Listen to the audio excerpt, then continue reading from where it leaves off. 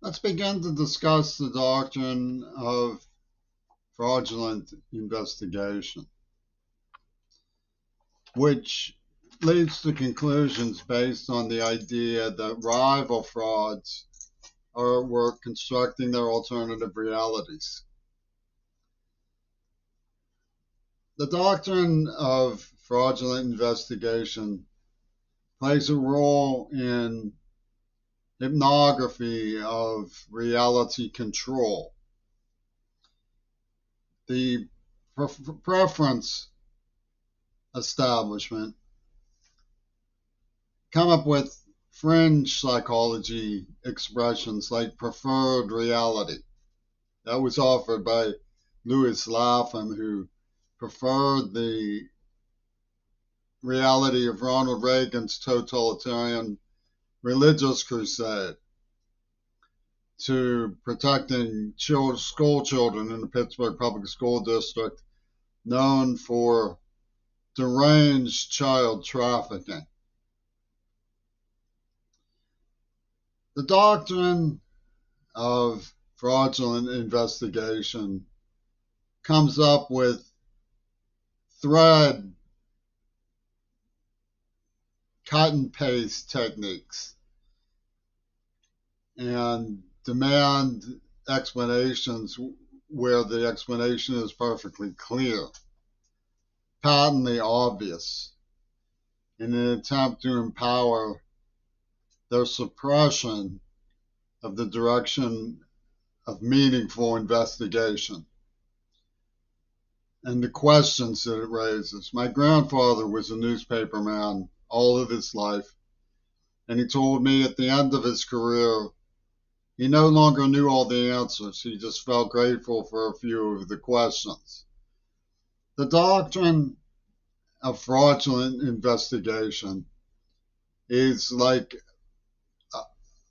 a robot boxer that comes at you when you begin to battle for the right questions. It detects that you are on to them and retaliates. An example of this is the question of whether or not the people who were in the festival of Supernova Rave in Israel that was moved into position on October 5th were the type of people who would be most likely to want to reproach with Palestinians. That question disappeared.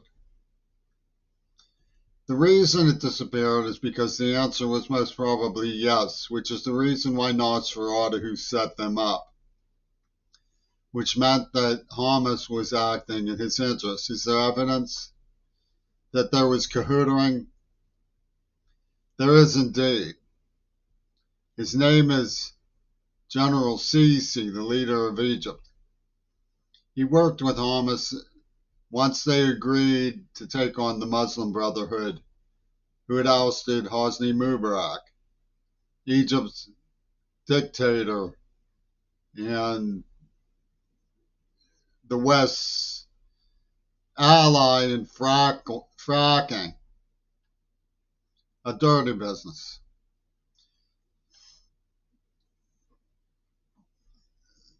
So Hamas attacked the people who were the poorest and those who were most likely to reproach with them so that there would never be another Arab Spring. Those are the right questions. What happens is that the BLT comes out and says, no, it was a slave uprising. It was an us versus them army. It was an axis of resistance versus the axis of aggression. It was McCartney's two wings beating in syncopation is more like it. They were ruling out protection of children. And you will find that the doctrine of fraudulent investigation that comes from Pennsylvania is equipped with justifications for denying little Jimmy Crary each and every of the objective rights to protection that children enjoy under the protocols of Save the Children internationally in a supposedly enlightened society that presumably tries to cultivate the best among their citizens. Nothing could be further from the truth in Pennsylvania. All of the forces arrayed in Pennsylvania are to cut down the building and shaping of character. They call it the nature of reality. And they have a covenant. It's bizarre, and it lines up for miles around.